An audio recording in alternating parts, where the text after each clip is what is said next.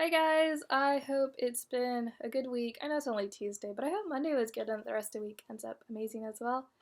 So today I just want to talk to you guys about relationships, specifically the one relationship that even if we gave all of our time, all of our attention, everything we had, it wouldn't be enough and it would be so minuscule compared to what we receive out of that. And that is, of course, our relationship with Jesus. So I was going to talk about another topic, and then my friend had shared what he'd been reading, which is John 6:60 through 71. And I just kind of got some new insights out of that I wanted to share with you guys.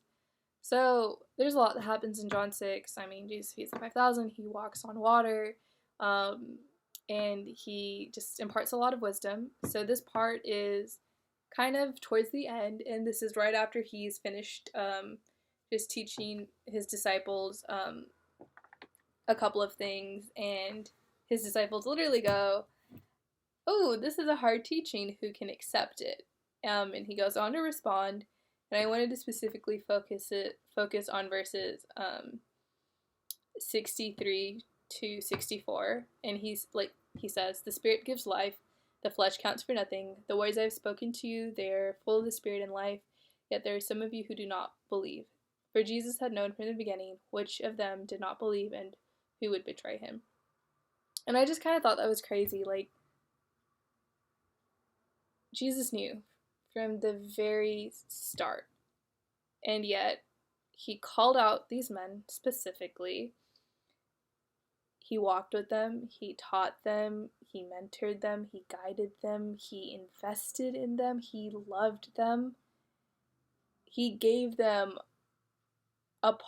he gave them everything that he had, right? He never does anything halfway, ever. And he did all of this, loved all of this, cared for these men, everything, knowing that there were going to be some of them who would still not get it, and even worse, we're going to do him harm, who are going to betray him. And I just kind of thought, like, I mean, that's us, like we're the disciples. Like, Jesus knows from the beginning, right? He knows from the start what's going to happen in our lives, who we're going to end up with, who we're going to walk with, who we're going to trust, how, what, every little detail. He knows, right? He knows how much we're going to invest in him. He knows whether or not we're going to accept him eventually. And regardless, he comes after every single one of us with the same amount of passion, the same amount of intensity, the same amount of love and care and patience and everything that he has. It is the absolute same. There is nothing that we could do for him, nothing we could give him that he doesn't already have, or there's nothing he lacks, and yet he gives everything he has to all of us. And I mean, I just thought that was crazy because, like, guys, there's so many people in the world who don't know Jesus, who are who are gonna die and never having known him, or never having accepted him. And Jesus, regardless of that, he still goes after them as much as he goes after me and you. And I just think that's crazy because what would we do if we were in his shoes? Would we go after people that we know we're going to get nothing out of, that we know are going to, they're going to hurt us, going to betray us, going to walk away from us, going to be inconsistent, that sometimes they'll be there for us, sometimes they won't be there for us, toss us around like a freaking hot potato. Like, none of us would get into any sort of relationship, whether that be friendship or romantic or family, or none of us would walk into that with our eyes open.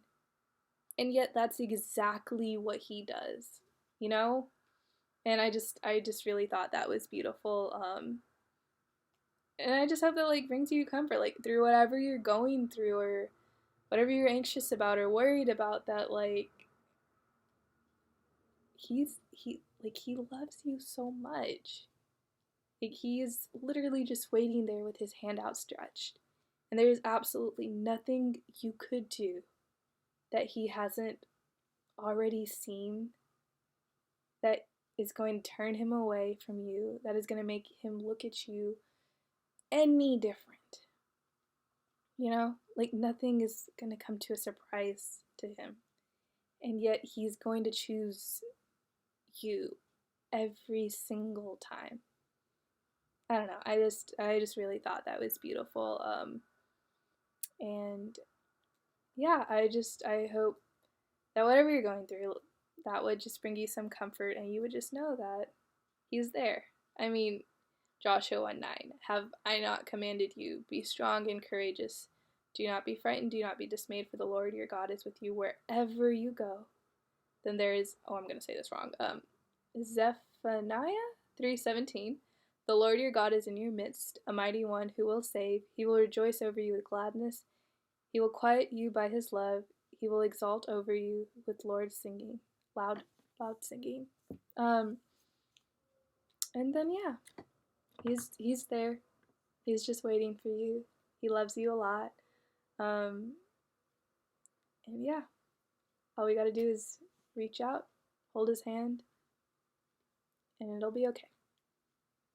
So, again, I hope this week ends up going great for you guys.